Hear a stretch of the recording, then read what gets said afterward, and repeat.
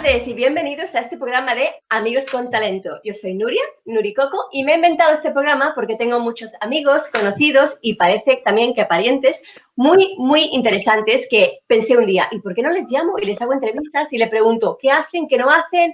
Soy muy curiosa, así que Amigos con Talento.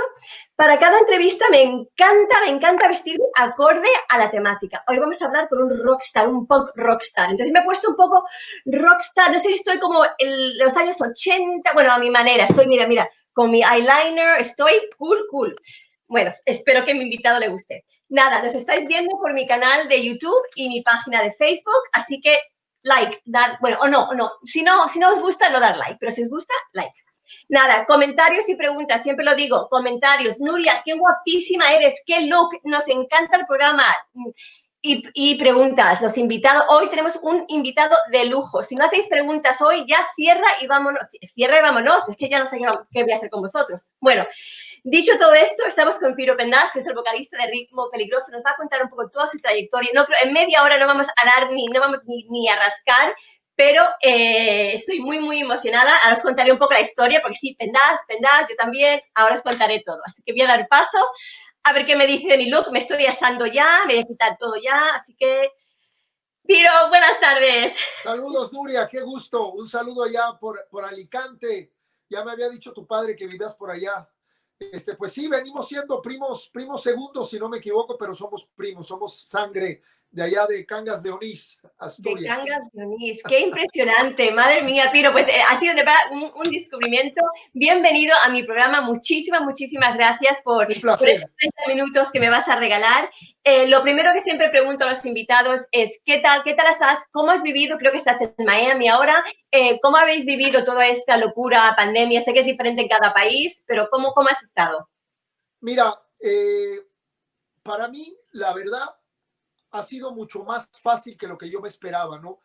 Acabo de cumplir 6 meses sin pararme en un escenario y yo creo que yo llevaba, no me acuerdo de haber pasado un lapso tan largo, porque sí hemos tomado descanso las bandas, pero nunca me había pasado medio año sin pararme en un escenario, ya sea con Ritmo Peligroso o como de invitado, porque siempre estoy colaborando con muchas bandas nuevas de México y también soy parte de un proyecto muy importante donde también está Rafa Sánchez y Luis Bolín de La Unión, que es una banda muy querida ahí en España, que se llama Rock en tu idioma sinfónico. Entonces, entre todo esto, siempre nos la pasamos en escenarios tocando y para mí eso es de las cosas que más me hace falta, pero vivo en un lugar bastante amplio donde se puede caminar y montar bicicleta y todo.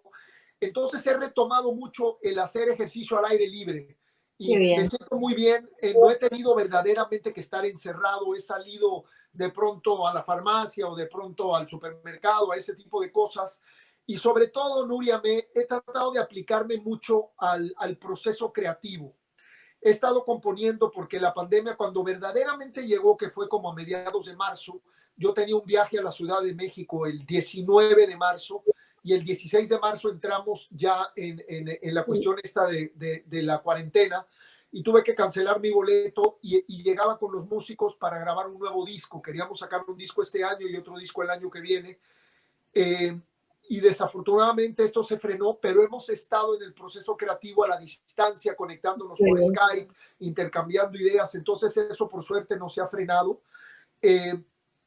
Aproveché también para terminar mi libro de poemas, de versos y de rimas, que lo tenía medio abandonado los últimos años, y espero poder lanzarlo, si todo sale bien, en la Feria Internacional del Libro, ahí en Guadalajara, que es una ciudad muy grande de la República Mexicana, donde se hace una feria todos los años y se honra un país, entonces vienen literatos de todo el mundo y se pone muy divertido, es un intercambio cultural increíble y se llama la Feria Internacional del Libro, pero no sé si como está la situación se vaya a llevar a cabo este año.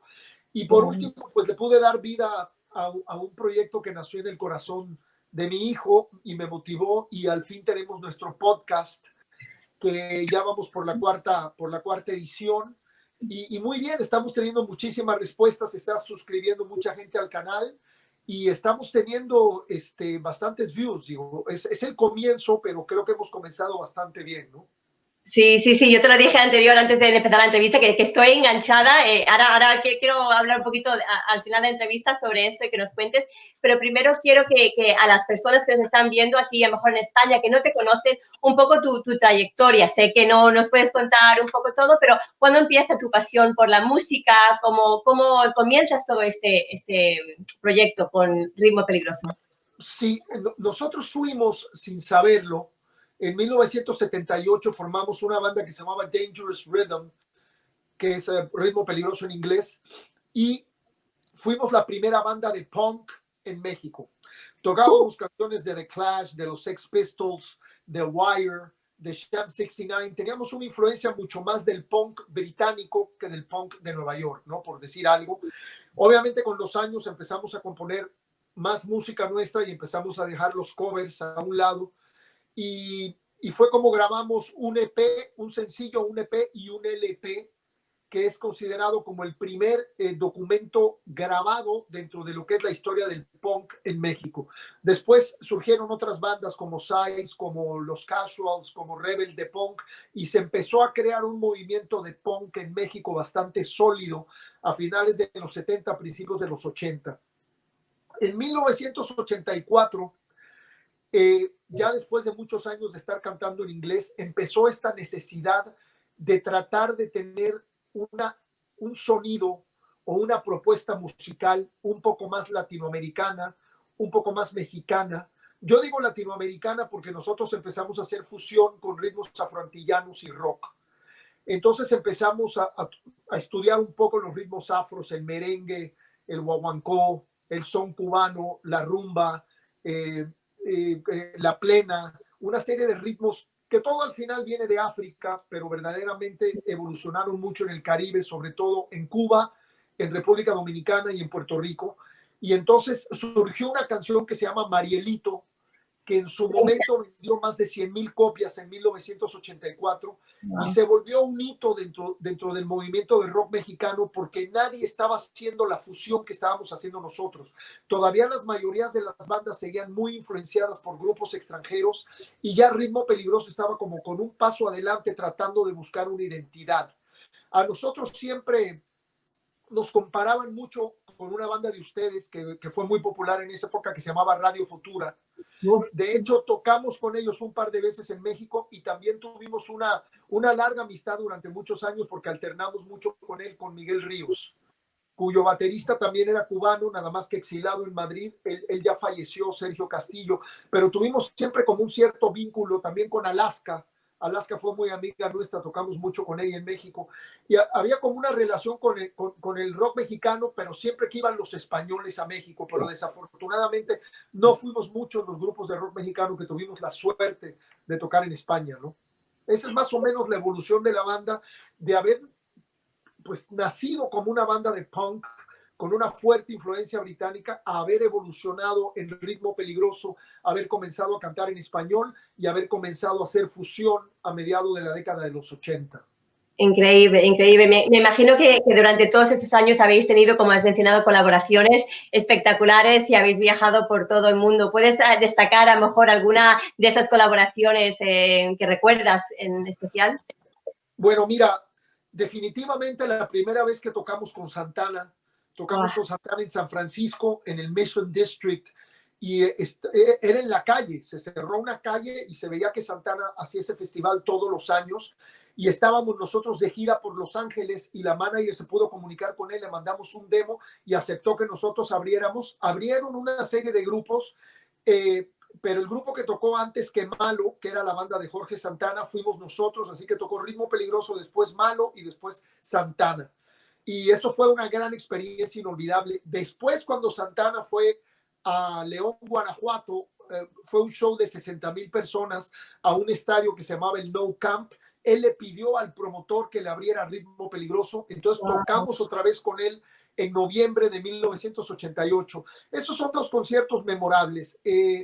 También cuando compartimos escenario con el gran músico argentino Charly García, diría que fue también un momento importante para la banda. Esos son como 3 conciertos que recuerdo con mucho cariño. También alternamos con una de las mejores bandas de funk de San Francisco que se llama Tower of Power. Tuvimos la oportunidad de abrirles en la ciudad de Los Ángeles. Y bueno, hemos alternado con muchísimos grupos de rock en español, ¿no? Con la mayoría, alternamos con La Unión, con Nacha Pop. En el caso de España, hemos alternado con Fito Páez, compartido escenario con muchas bandas americanas que han ido a México, como TV on the Radio, LCD Sound System, porque en México hay unos festivales muy grandes que se llaman el Vive Latino, donde vienen bandas del mundo entero y también artistas muy importantes de Inglaterra y de Estados Unidos, y nosotros hemos estado presentes en 4 ediciones de ese festival, ¿no? Madre mía, Entonces madre mía. compartes con cualquier cantidad de músicos, argentinos, españoles, colombianos, mexicanos, americanos, ingleses. Es un festival multicultural que se llama Vive Latino, que hoy por hoy yo creo que es probablemente el festival más importante de Latinoamérica, ¿no? Increíble, increíble. Entonces continuáis, me imagino que ahora mismo no estáis de gira, pero continuáis, ¿no? Viajando y dando conciertos. ¿En España? ¿Habéis estado algo en España o vais a poder venir a España algún día? Uy, nos fascinaría. Sería cuestión de entrar en contacto con alguien. Fuimos, cuando hice mi disco de solista, que lo grabé en Londres en 1992, mi productor fue Chucho Merchán, que fue durante muchos años el director musical de Luz Casal. Y Chucho me comentaba y me decía, no, Piro, hay que llevar a Ritmo Peligroso a España porque sería un palo. Y bueno, pero pues nunca es tarde, siempre, ¿por qué no? No, a mí me fascinaría poder tocar en España, me encantaría de verdad poder tocar en España. Ahorita con esto de la pandemia, yo creo que todos los eventos masivos se van a ir como para finales de este año, principios del año que viene, y espero que poco a poco verdaderamente podamos volver a la normalidad, porque ahora hay un foro que está en las afueras de la Ciudad de México que se llama el Foro Pegaso, donde van carros, entonces como un autocinema, y vas a ver rock, pero desde tu carro. Y yo la verdad creo que bueno, es peor que nada, es mejor poder hacer eso que evitar poder estar en contacto con el público, pero no hay nada como tener a la gente de frente. O sea, yo no sé cómo debe de ser estar en un autocinema tocándole a una serie de gente que está subidas en sus coches, ¿no? Bueno, podría ser diferente, pero que dices, por lo menos es el público, porque ahora mismo detrás yo creo que sientes el calor, ¿no? Como artista es lo que te gusta, estar enfrente, encima de un escenario y no sentir los aplausos, los gritos y la gente. Cuéntame también las composiciones de esas canciones. ¿Cada canción tiene su historia real inspirada en algo o son un Sí. poco... Mira, nosotros en México estamos considerados un poco una banda de protesta. Marielito, de hecho, era una canción política sobre el éxodo de todos los cubanos durante pues, la etapa de Fidel Castro, cuando Fidel abrió las puertas y empezó a sacar cualquier cantidad de gente y aprovechó ese momento para sacar gente de los loqueros, de las cárceles, de las mazmorras, de cárceles tapiadas, y llenó los barcos con mucha gente que los estaba esperando sus familiares en Miami, pero también con una serie de gente que estaba desquiciada y loca. Y de la noche a la mañana, 3 ciudades del sur de la Florida, que eran Miami, Fort Lauderdale y West Palm Beach, se volvieron unas ciudades con un índice de crimen tremendo. Entonces Marielito narra un poco toda esa cuestión, ¿no? También tenemos una canción muy popular que se llama Déjala Tranquila, que es una canción que ha vendido más de 500,000 de copias a lo largo de todas sus diferentes ediciones. Y esa canción, el gobierno del Estado de México, es una canción de hace más de 30 años, que en el disco de 40 aniversario que grabamos en el 2018, hicimos un disco con grandes cantantes y músicos y compositores mexicanos que colaboraron con nosotros en este disco. Lo pueden escuchar en Spotify, se llama Palante hasta que tu body aguante. Y le pusimos la palabra body en inglés como en honor a Dangerous Rhythm, que cantábamos en inglés, ¿no? Pero se viene llamando Palante hasta que tu cuerpo aguante. Y ahí colaboramos con grandes artistas de la música actual, contemporánea y del pasado en México. Y está con nosotros en Déjala Tranquila, está el doctor Shenka de una banda muy popular que se llama Panteón Rococó. Y él hace un dueto con nosotros en Déjala Tranquila. Y esa canción ahora a finales del año pasado le escogieron para formar parte de una campaña muy importante a favor de los derechos de la mujer, porque en el Estado de México hay un índice altísimo de feminicidio y de violencia en el hogar contra la mujer, y hay muchas chicas desaparecidas. Entonces nosotros estamos, de hecho, haciendo una gira en el Estado de México, en los diferentes municipios, tocando y mandando este mensaje de paz a través de Déjala Tranquila, pero a raíz de la pandemia, cuando íbamos a entrar en la fase 2, se tuvo que parar la gira, así que yo espero que a finales de año o en el 2021 la podamos retomar. También tenemos otra canción que habla sobre la contaminación, sobre la gente que tira la basura, la gente que no limpia el excremento de sus perros y que poco a poco van deteriorando mucho la ciudad donde viven, ¿no? Que se llama Contaminado. Tenemos una canción sobre los desaparecidos que se llama Verena. Entonces siempre hemos hecho canciones de ese tipo, aunque también cantamos al amor, ¿no? Pero yo creo que cuando tú eres un compositor, a mí siempre me ha parecido que es muy aburrido que siempre estés cantando de lo mismo, ¿no? Sí. Creo que puede ser una gente un poquito más creativa y tratar de ir un poco la milla extra y hablar de tantas cosas que suceden en el mundo, que suceden en tu vida. Entonces siempre un disco, pienso, un disco siempre captura como la vida de un compositor, la vida de una banda, lo que ha vivido en esos últimos meses o en esos últimos años. Eso es lo que yo creo que debe de representar tu música, ¿no? Qué bonito, qué bonito. Y cómo, a ver, has tenido una trayectoria de muchos años. ¿Cómo has visto evolucionar la música o cambiar la música de lo que era, ¿no? Los años 70, 80, 90 y ahora? Porque ha cambiado muchísimo la forma de no solo de componer la música, pero también ahora lo que estamos hablando, de hacer un concierto con alguien en un coche o virtualmente. ¿Cómo has vivido eso y cómo piensas que ha cambiado? Mira, yo creo que en el caso de México, yo veo que el movimiento del rock, la década de los 90, el rock en México se venía construyendo desde finales de los 50 y los 60, cuando estaban haciendo muchos covers de éxitos de rock and roll en Estados Unidos. Entonces ahí se empezó a germinar una semilla, ¿no? A principios de los 70 el movimiento había crecido muchísimo, pero se hizo un festival que se llamó Avándaro, que tuvo muchísimo éxito y al gobierno le dio mucho miedo y lo vetaron, los medios de comunicación lo vetaron. Y luego a finales de los 70, cuando nos formamos nosotros, se empezaron a abrir las puertas y nos empezaron a apoyar poco a poco. Yo creo que la década que fundó los cimientos del rock mexicano fue la década de los 80. En los 90 se consolidó y hoy en día el movimiento del rock en México es un movimiento que es como un abanico, digo yo, porque está lleno de colores, de sonidos, de propuestas diferentes. Y veo que lo mismo sucede en Colombia, en países que tenemos un poco más cerca también. Creo que el rock argentino tiene una cantidad increíble de propuestas sónicas y creo que ya el rock no es nada más una guitarra con un bajo y una batería. Ya creo que hay muchas bandas que han incorporado el acordeón, que han incorporado percusión afroantillana, como te comentaba. Vaya, y han incorporado instrumentos tradicionales de su país.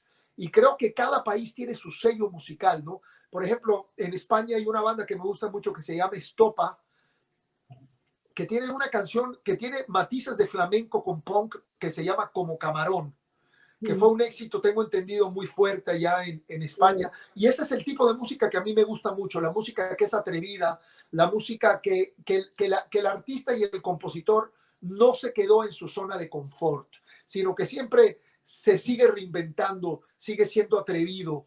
Y yo creo que esa es un poco la carrera musical de Ritmo Peligroso. Si tú comparas nuestros discos, los discos no se parecen el uno con el otro, siempre hay como una búsqueda, como una cuestión de vamos a ver qué sigue, ¿no?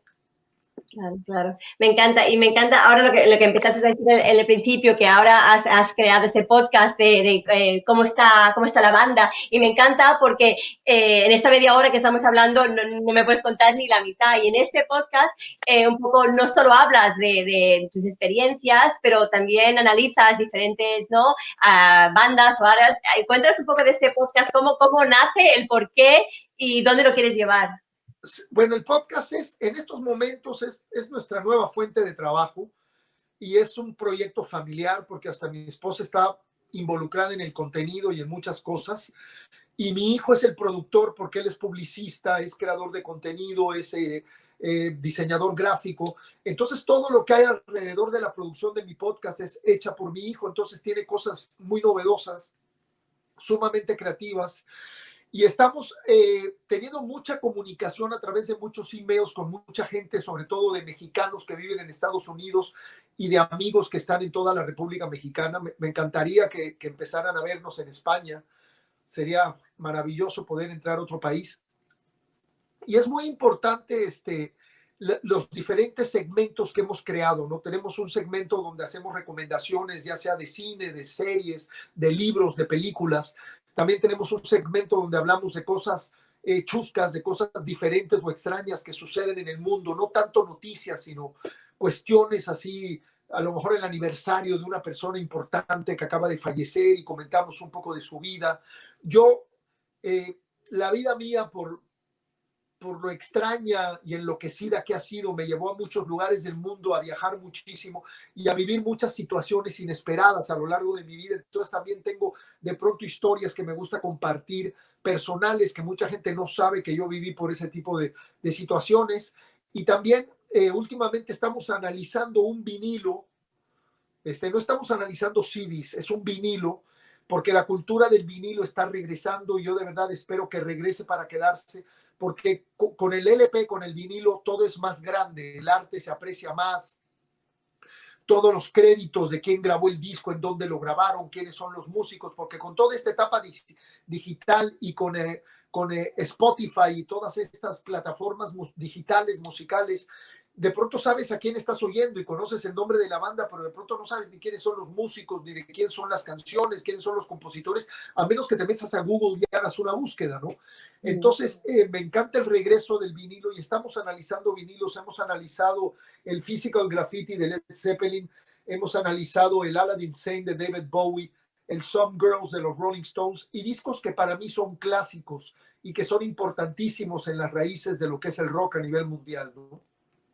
Qué bonito, me encanta.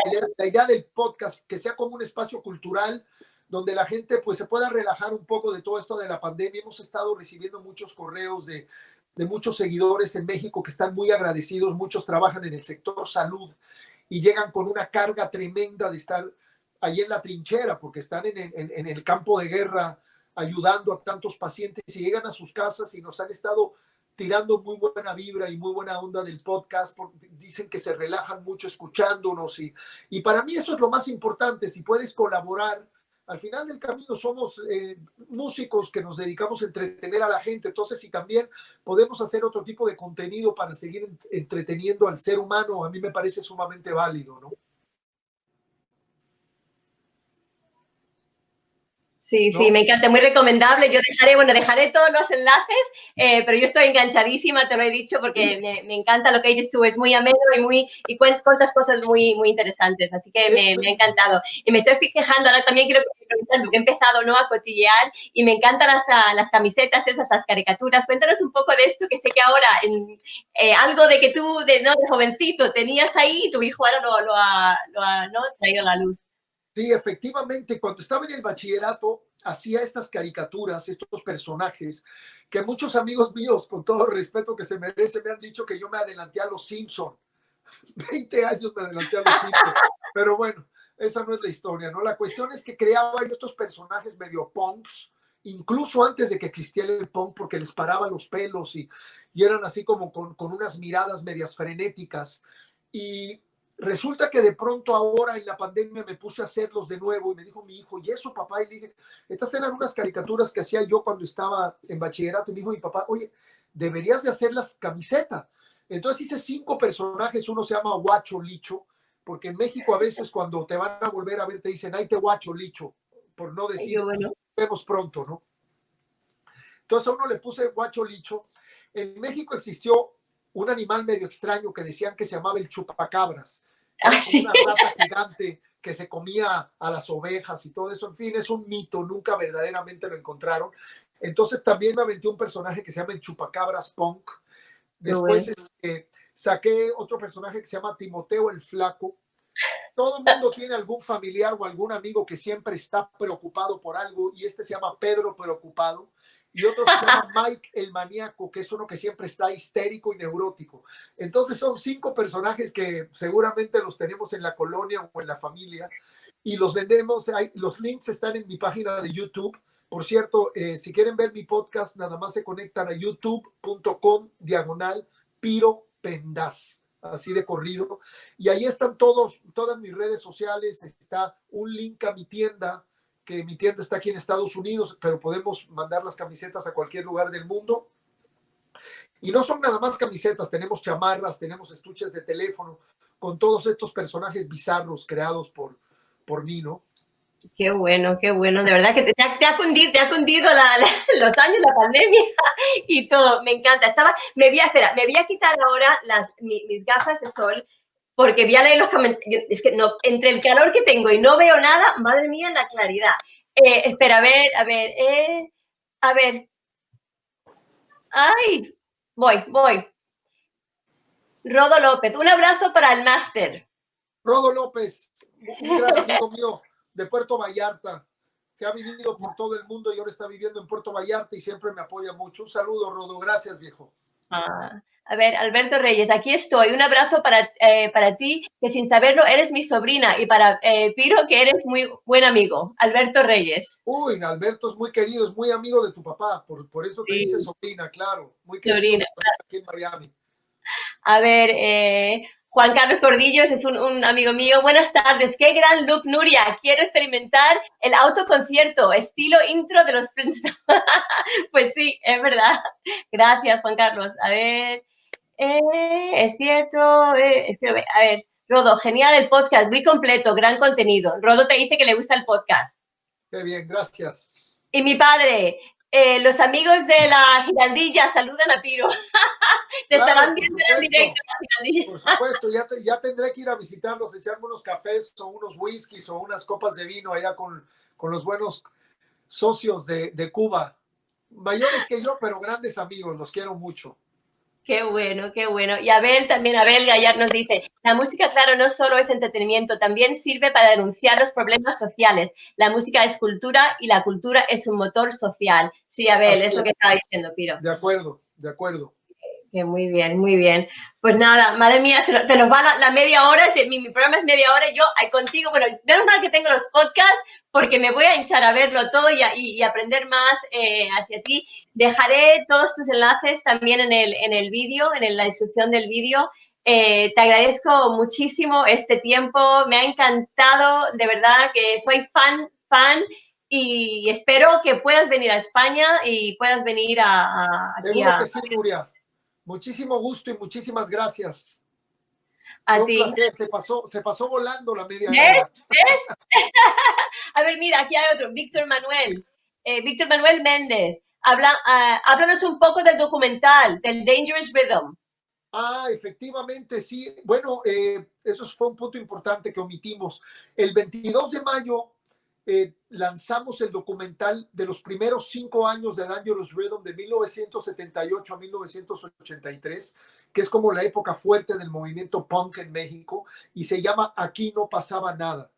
Y se estrenó, nunca pensamos que lo íbamos a estrenar online, siempre pensamos que lo íbamos a estrenar en un cine, y como los 4 integrantes de Dangerous Rhythm seguimos siendo amigos, estamos vivos, estamos saludables, pensábamos tocar juntos en ese evento, pero desafortunadamente no se pudo realizar. Se estrenó online con un éxito sin precedente, porque cuando se estrenó el 22 de mayo a las 8 de la noche, hora del centro de México, que si no me equivoco, vienen siendo como las 3 de la mañana de España, 3 de la mañana de Madrid, por ahí, hubieron 1,300 personas viéndolo simultáneamente. Y entonces se quedó un poquito más de 24 horas al aire, porque se sacó del aire a las 11:59 del 23 de mayo. Para esa hora tenía casi 60,000 reproducciones. Increíble, increíble. Entonces, sí, tuvo mucho éxito y ahora se volvió a estrenar en el Centro de la Imagen, que es una empresa muy prestigiada en México. Se estrenó durante el 12, el 13 y el 14 de junio y también tuvo muchísimos views. Estamos muy contentos, la verdad, con lo bien que ha sido recibido este documental, porque lo hicimos de corazón. Es una labor de amor donde el productor al final sí se acabó gastando una plata, pero los 4 integrantes aportamos contenido, fotos, flyers, pósters, videos. Entonces es un documental muy informativo y con mucha riqueza visual. Qué bonito, qué bonito. Añadiré ese enlace también a todos los enlaces del vídeo para que todo el mundo lo pueda ver. Y nada, pues... El video en estos momentos está fuera del internet, pero pueden entrar a la página de YouTube donde están los trailers y hay algunas mesas redondas y debates, y por ahí se van a poder enterar cuando se vuelve a estrenar, que yo creo que se va a hacer otro estreno, ya sea a finales de este mes o a principios de julio. Genial, genial, pues estaremos atentos. Pues nada, Piro, muchísimas gracias, estamos en contacto, gracias a todos que nos están viendo y nada, te vemos en el podcast. Seguro que sí, Nuria, seguimos en contacto, escríbeme, que estés muy bien. Sí. Chao. Adiós. Bye.